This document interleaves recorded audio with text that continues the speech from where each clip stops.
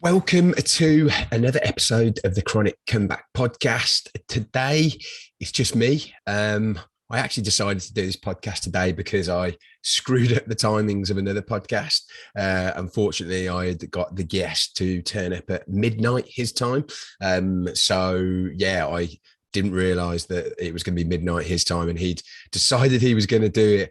And I just said, mate, do not do a podcast at midnight. There was no way I'd be doing it, so you should not either. So we arranged another time, and I thought, wow, I've been thinking about doing like more solo episodes, talking a little bit about my experience, what I've learned, maybe what I'm working on.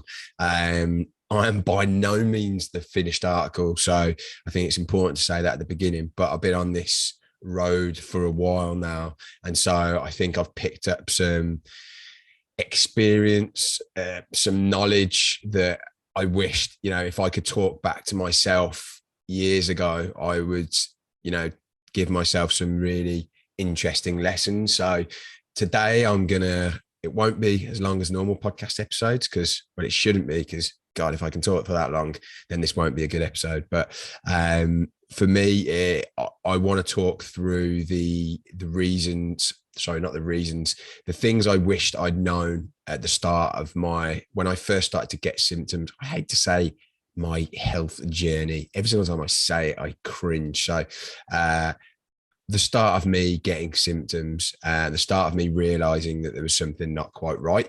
And I think, to be honest, I could probably made this a lot more, but I've come up with 7 things.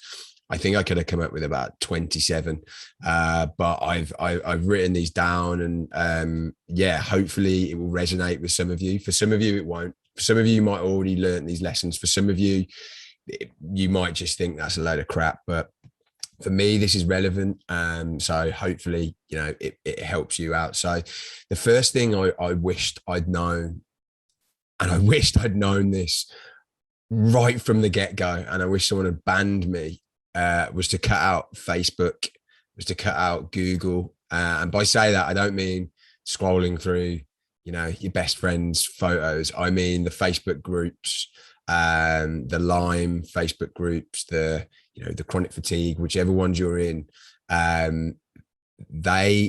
know some people find them good in some ways, but they are a hotbed of negativity, and they only help you, in my opinion, further identify with, your sickness. And I hate these days even saying sickness. I've changed so much in that respect. These words can be super powerful. And when you see people venting and hear people venting, me personally, I just started to identify that with that. Not only that, these people are saying things that shouldn't be put out there, and I they're only saying it because they've read it on the internet themselves, and they've been told stuff, and it's just this vicious cycle of negativity and information that a lot of the time isn't actually true. And then with Google, I used to go on into Google and type my symptoms in, and I'm sure 95 to 95.9% of you have all gone and done this, typed in your symptoms on Google. For me, the big thing for me, I convinced myself I had MS, because if you type my symptoms in, quite often MS comes up, and you then start to believe these kinds of things, and you start to get yourself worked up, and you then go to see a medical doctor. You have all these tests, they tell you you're fine, and then you start to think you're crazy because you've got all these symptoms, and then you've typed them in Google, and then you've gone on these Facebook groups, and you really you're so confused, and the anxiety's through the roof. And then when you finally get a diagnosis, or you finally kind of understand what's going on, so for me, for example, Lyme disease, then you start researching that.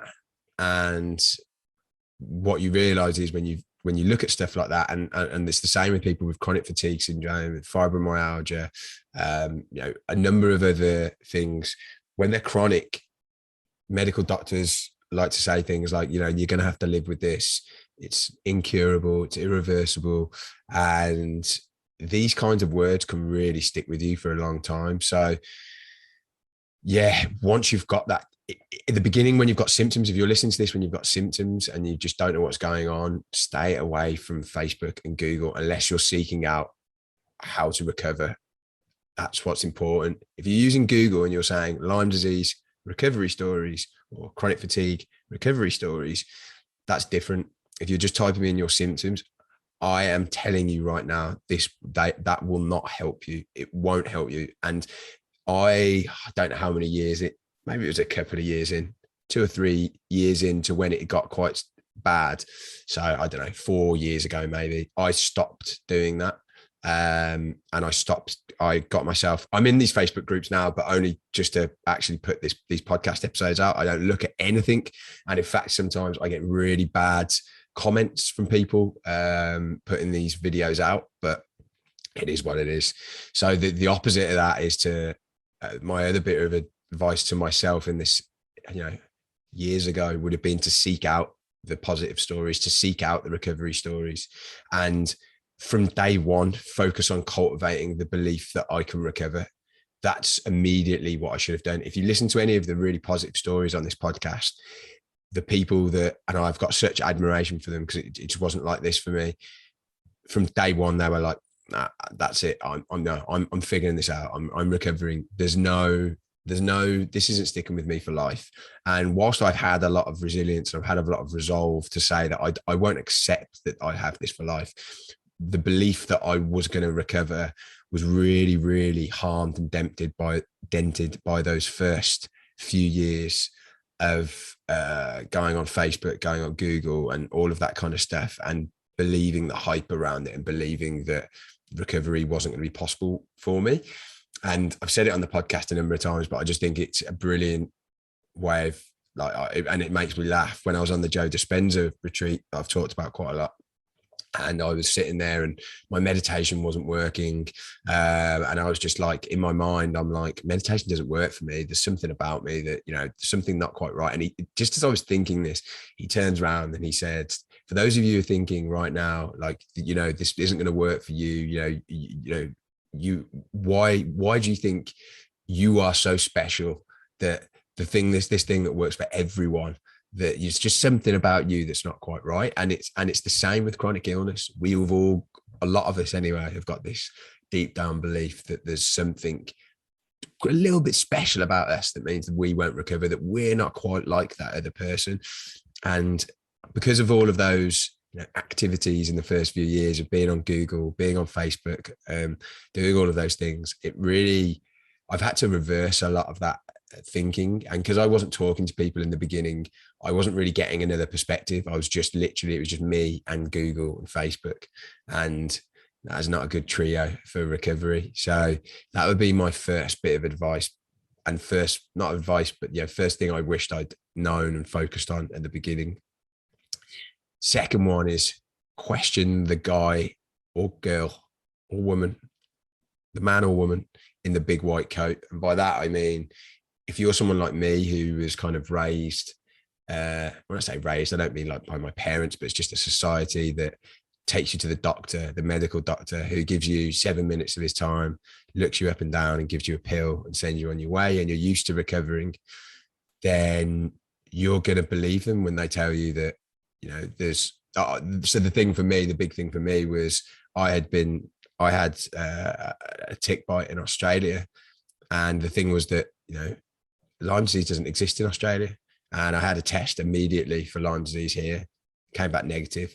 So I spent about 2 years thinking Lyme disease doesn't exist in Australia, so I can't have it. And I've had a test. I think I had 2 tests. And I'm negative, so ruled that out, completely ruled that out. And I think actually it might have even been 3 years. 3 years I wasted. And I got to the point where I had done so many tests and had been made to feel so crazy by these doctors that they put me on antidepressants because they said that it was anxiety. At that point, I questioned them and said, this isn't right, they're wrong. But that was quite a way in, although it was, 5 years ago now, 5 years ago, that I actually started questioning. But bear in mind, I'd been having these things like on and off. It's been 12 years now. So it took me 7 years to really properly question. Granted, I only properly questioned that because it started to get really bad. So it probably took me maybe a good year and a half of being in a bit of a bad spot to fully question that. But I wished I'd done that sooner. And I wished I'd also, then I went to, even though I'd got that like kind of like initial results, I still started like test results and stuff. Carried on going down the traditional medical route, and I still took them at their word. And I think for me, whilst you don't want to question every single diagnosis and everything you ever get, I think for me, I've been to, and I still am to an extent, like I've been to accepting of someone else's. I don't question it enough, and I don't do my own research enough. And I think that I wished I'd done that in the beginning. And I think that if you're feeling bad, or if something doesn't feel quite right and they're telling you you're wrong and there's nothing really wrong with you, you know how you feel. And regardless of whatever, they're doing the wrong tests. If it's not coming back, something will come back to show there's not something quite right if you feel bad. And I know a lot of people listening to this will have already been through that process, but there will be some people maybe who are listening to this who haven't and are still kind of being made to think that they're a bit crazy. So that would be my advice. I wished I'd done it right at the beginning, but I wasn't meant to. That's the way I look at all this stuff. And just for the record, these are lessons that I don't regret any of this stuff. I had to have been through all this stuff to be where I am today. So I think if I'd suddenly just solved it all on day one, I'd probably be back where I am, if that makes sense. And I'll go into it a little bit, like I feel like I am where I am because of the way my mindset was and still is a little bit, and the lifestyle I was living, etc., etc. But anyway, getting off course. So the third bit of advice I would give to myself, and the third thing I wished I'd known, was to focus on taking the small steps each day rather than trying to do everything all at once. And then I think this is important. And then having like a long periods of time doing nothing. And I think that's what I've done quite a lot of, is I'd get so frustrated with where I was at. So I'd be like, right, I need to work on my diet. I need to work on my sleep. I need to take all my supplements. I need to meditate. I need to go and do this retreat in the middle of nowhere. I need to do all of these things. And I would try to do that, and I would set myself up, and I'd, make a big spreadsheet, or I'd make a big list or whatever. And then I would go at it hard for like a month, and I'd be like, oh, I don't feel that any better at all, get really disheartened. And then I would stop most of it, really. Maybe not after a month, but after a couple of months. And actually, I was having a podcast with Julie. So Julie's Healing, if you look up on Instagram, it was a great podcast. She was talking about, she just focused on her sleep to begin with, and it was just her sleep, and she's got that right first, and then she moved on to the next thing. And I just thought that was a really patient, which I'm not, patient way of approaching it, and just making sure that each day you're doing something. And I think I've had periods of time where I'm doing loads of things. So all of the people that know me are like, you're really strange, you're doing all of these things, and you're not, you're not feeling better. But then I would have then the next month I would be kind of not really doing anything, and I'd have a month there where I wasn't really, I'd be taking my supplements maybe, but I wasn't focused on meditation, I wasn't focused on my sleep, perhaps my diet would have gone out the window, that kind of thing. And I think if you look at a lot of these stories, the key common denominator is that these guys stick with something and they do it every single day. And I still struggle with this now. So I'm talking to myself now, but definitely it's something that I'm doing a lot better at. And yeah, I think I just thought of another thing then when I was just talking, that another lesson, but maybe that's something else I would talk about at another date. But but yeah, I think really, if you've ever read a book or heard of a book, and I've talked about it, called The Compound Effect, read that book. It's brilliant. It really does motivate you to do small things each day.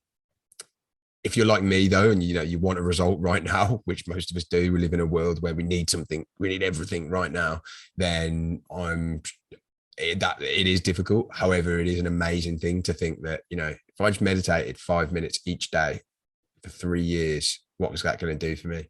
And it gives an example of these, again, I'm digressing, but it gives an example of these two guys who literally made one, they were both equally unfit, both equally overweight. And I think one of them basically cut down, didn't just stop drinking those 3 beers at night that the other one was doing. And he cut out eating dessert like each night of the week. And I think that was it. And for the first 7 months, there was barely a change. And then after those 7 months, and then up until, I don't know, 2 years, the one guy got worse, and then the other guy just got so much better, and he so much slimmer, and it was just, even just by making these tiny changes over time, it really helped. So anyway, massively went off course there. Number 4, and this is a big thing for me, and I don't know how much of you guys get this, but I wished I'd stopped yearning for my old way of life, and realized that that's actually, and I spoke about it just before, that was probably what got me here right now and got me in the situation that I'm in. And actually the new life could be and will be better than the old life. I my old life consisted of, well, I didn't enjoy my job, so I mean, that's one. I've already solved that, and that's an amazing thing that I've already done. I played a lot of sport, which is something I will do again.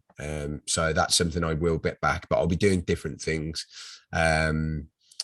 And I've got different goals now about that. And I'm going to do things in a different way. So for example, I used to go to the gym a lot, and it was all around looking as good as I could, being as big as I could, getting as many muscles as I could. And that was the most important thing.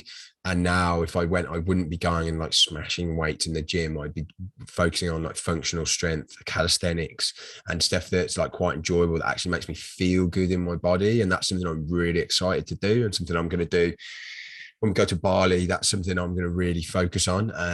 And that is in the first bit of like going through this, the big loss I have, because I was still able to do exercise at that point, the big loss I had was socializing and going out.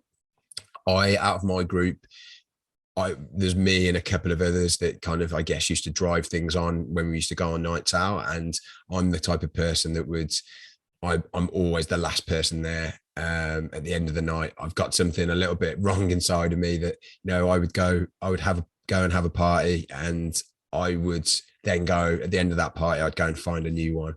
And that is just the way my life was. I was working incredibly hard, like 11, 12-hour days. And then I'd be going out Thursday, Friday, Saturday, every week. And when I first started to have basically made the decision that I needed to kind of have a break from this kind of lifestyle, I was like, I'll have a break for 3 months. I won't drink, and I'll be fine after that. And at the end of that 3 months, I was still exactly the same. And I was just looking at my friends. I was like, they didn't understand why I wasn't drinking, why I wasn't going out. I'd stopped playing football at that point. And I was just looking at, I still struggle with it now, but not as much, because I go and do a lot of other new things and seek out new experiences. But you kind of feel like you're on the outside looking in, and it's a big reason why I think I need to be away from London, where I currently live, for a while now, because that is what the life is like here for me. That's what my group of friends do a lot of. When we meet up, we have food and we drink. I can still go and do those things without drinking, and that is fine, and it is still enjoyable. But I think it's taken me a long time to get to the point where I enjoy it more. And I think I used to really, I guess, mourn the loss um, of the old me and the old lifestyle. And now I do fully realize that the way I was, not just drinking, but just the way I was and the way I still am a little bit, got me in the situation I was in. So if I wanted to go back to that, then I'm just going to find myself back here again. So even if I do recover, not if I do recover, when I do recover, if I then go back and live that old lifestyle, I'll just end up back here again. So there's no point in yearning for that lifestyle. And actually just the new life, like feeling as healthy as you can feel, just feeling healthy in mind and body. And I think that's the important thing as well. I know as I got older, my hangovers got worse. My mental health was worse. I've never been a depressed kind of person. I don't think I ever will be, but the anxiety and stuff was starting to creep up as I got less sleep, partied more, and I just love focusing on now on stuff that's actually going to make me feel content and happy and excited about life, as kind of cheesy as that sounds. So I'm just excited about what this has given me. I left my job, I'm now working. It's 20 to 9 in the morning, so 8:40 in the morning at the moment as I record this. If I was in my old job right now, we'd be in a morning meeting, and then I'd be having loads of internal meetings, and I'd be, that would be my life. And so I've already made that change, and so I'm already on my way to that new life, and that's super exciting. Anyway, again, God, I keep going off point. Apologies. So the fifth thing I wished I'd known, and looking back, if I could tell myself this, was don't be disheartened when one thing doesn't work. And I think the mindset switch is, rather than, oh God, I've just wasted more time, it's just one more thing you don't have to try, and you can tick that off. You'll be like, that's cool, I've done that, I don't need to try that again. And that was a mindset switch for me, I reckon, a couple of years ago, because I've tried, for anyone who's listened to my podcast episode with Raylan Agel, I've tried a lot.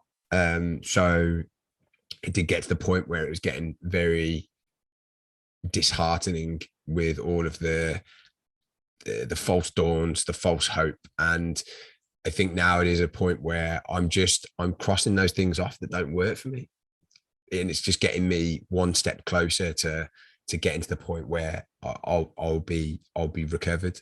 And the other mindset switch in that is like, when you wake up every day and you're like, oh, I feel like shit. Oh, I feel like shit. Why one more day of feeling like shit? And actually, I remember someone saying to me, and it's something that I try to think of whenever I think those things, is I'm one day closer to where I need to be. I'm one day closer to recovery. I'm one day closer to optimal health. And that's a mindset switch. And I interviewed someone yesterday who I'll be releasing. God knows which one I'll be releasing first. But she was talking about, she just started talking to herself in a bit of a different way. And she reframed things slightly. And that's what I was talking about then. Just like, I'm one day closer to where I need to be. Not, I've had this one more day. And they're the exact same thing, but you're talking about it in a different way. And it's just perspective. So the sixth thing that I would want to tell myself, and I wished I'd known, focus on what you can control and not what you can't. And I think, it's that where your focus is, your energy will flow. If you're focusing on, my back's hurting, I'm so tired, I feel like this anymore, I can't go out with my friends tonight, where am I always going to be like this? Or any of those things within your control right now?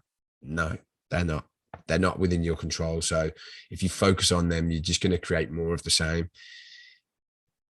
If you focus more on what you can control, so am I going to do my meditation this morning? Am I going to take my supplements? Am I going to get an early night? Am I going to wear my, I was going to get my blue, I'm going to get them. I've got these, for those of you who are listening to this on Apple Podcasts, you won't be able to see, but I've got some Elton John style True Dark glasses. But am I going to wear my True Dark glasses all day today, or whenever I need to? I'm going to take them off because I look ridiculous. Am I going to do these things? Those are within my control. So are you focusing on the things that are within your control? And then finally, which is something that's taken me a very long time to realize, and still I'm kind of trying to shift the focus, is mindset and belief is everything. Don't spend so much time just looking only at the physical.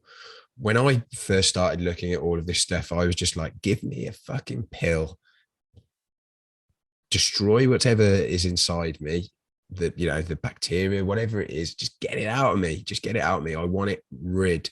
And I didn't believe or think that there was anything mentally wrong with me, or that I needed to focus on any of that side of things, or that any of that stuff would ever work, or this mind-body connection. And I wish that someone had said immediately, you need to focus on this. You need to carry on focusing on this. It needs to be a big focus of yours, because I think I first started probably, about 5 years ago. I actually started to look at meditation. And then I think for the next 3.5 years, I would flip in between looking at physical and mindset stuff. I wouldn't consistently address them both. I'm not saying you're just going to meditate and you're going to recover. That's not what I'm saying. Some people might, but I think for a lot of people, they also need to be addressing the physical. But I think if you're just addressing the physical and you're not addressing your mindset, you may recover, you may improve. But if you do recover and do improve, I think there's a good chance you could get back to where you were. And you could just have this whole cycle over again and have another relapse, because there will be something around the mind-body connection, around something like that will have got you in the position that you're in now, I believe anyway. And also, just you'll live a happier and better life. Like, I think I saw someone put out a story the other day on Instagram, and it was, would you rather have symptoms and be happy, or would you rather have no symptoms and not be happy? And 80% of people voted to be happy with symptoms. And I just thought it was really interesting that anyone would vote to be unhappy without symptoms. Like, it's a no-brainer. And so if you can help your symptoms and then also be happy, why would you not focus on that? So for me, if you're listening to this and you're only focusing on your physical side, and that's all you're looking at, one, I think it's going to take longer for you. And two, I just think you're restricting, your overall life and your ability to be happy in life. And I'm also, I'm by no means the perfect person in this situation. I haven't meditated this morning. I didn't meditate yesterday. Because I've been ill for the last couple of weeks. There's a massive cold going on in the UK. So I haven't been able to, I just haven't been able to do any of those kind of stuff. But now I'm kind of better, and I've just used it as a bit of an excuse, but I will be back to it. And I know it's a big focus for me. And I know when I'm out in Bali, that's just going to be those kinds of things are going to be a consistent focus for me. But yeah, cool. So that was the 7th one. I think I ended it on a one, which I think is really, really important. I think each of them in isolation are really important, but if you put all of those together, if any of those resonate with you and you think, yeah, I guess I've been going on Facebook too much, or I guess, I've been doing too much and then I haven't been focusing on the small steps, or I keep thinking about my old way of life, and I just want that back so badly, but I know that's bad for me. Then, really just, I would look at each of those things and start to work on them each day, taking those small steps. But yeah, there could have been, honestly, there's so many others I could think of. I started writing them down. I thought, oh, this might take me a while, and it took me about 10 minutes to write these down. So yeah, hopefully that is useful for you. I'd really like to hear your guys' thoughts. If you're watching on this on YouTube, please like, subscribe, please put a comment and let me know what you think. If you're listening to this on Apple Podcast, look me up on Instagram at The Chronic Comeback. Look me up on Facebook at The Chronic Comeback, and let me know your thoughts. And yeah, I'll be putting out more of this content soon.